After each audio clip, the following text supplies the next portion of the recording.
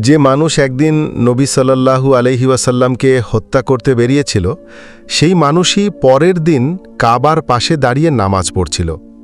এটাই ঈমানের শক্তি আর আল্লাহর পরিকল্পনা, যা কেউ বদলাতে পারে না। একদিন উমর ইবনুল খাত্তাব রাদিয়াল্লাহু আনহু রাগে ফুঁসছিলেন।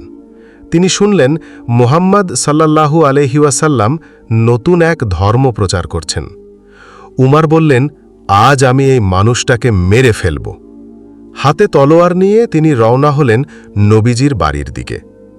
পথে এক লোক বললেন, উমর, আগে নিজের ঘরের খবর নাও, তোমার বোন আর দুলাভাইও তো ইসলাম গ্রহণ করেছে।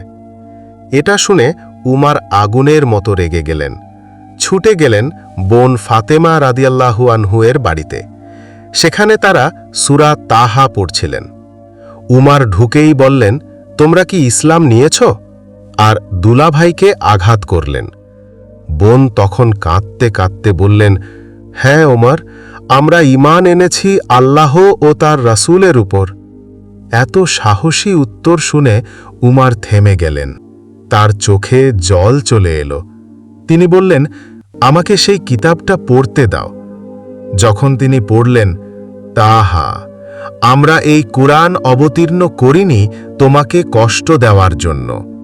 তখন তার মুখ থেকে বেরিয়ে এলো, এ কিতাব তো সত্য। আমি সাক্ষ্য দিচ্ছি আল্লাহ ছাড়া কোনো উপাস্য নেই, আর মুহাম্মদ সাল্লাল্লাহু আলাইহি ওয়াসাল্লাম আল্লাহর রাসূল। এরপর উমর রাদিয়াল্লাহু আনহু গেলেন নবীজির দরজায়। নবীজি সাল্লাল্লাহু আলাইহি ওয়াসাল্লাম তাকে দেখে বললেন, উমর, তুমি আসছো শান্তির জন্য না যুদ্ধে? উমর বললেন, হে রাসূল আল্লাহ, আমি ঈমান এনেছি। সেদিন মক্কার আকাশে আনন্দে ধ্বনি উঠেছিল, আল্লাহু আকবার।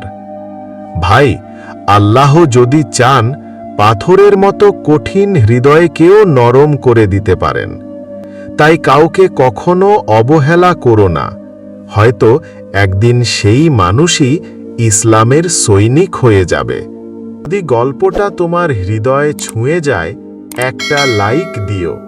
আর এমন ইসলামিক গল্প শুনতে চ্যানেলটা সাবস্ক্রাইব করো ইনশাআল্লাহ। আল্লাহ আমাদের হৃদয়কেও ঈমানের আলোয় ভরে দিন। আমিন।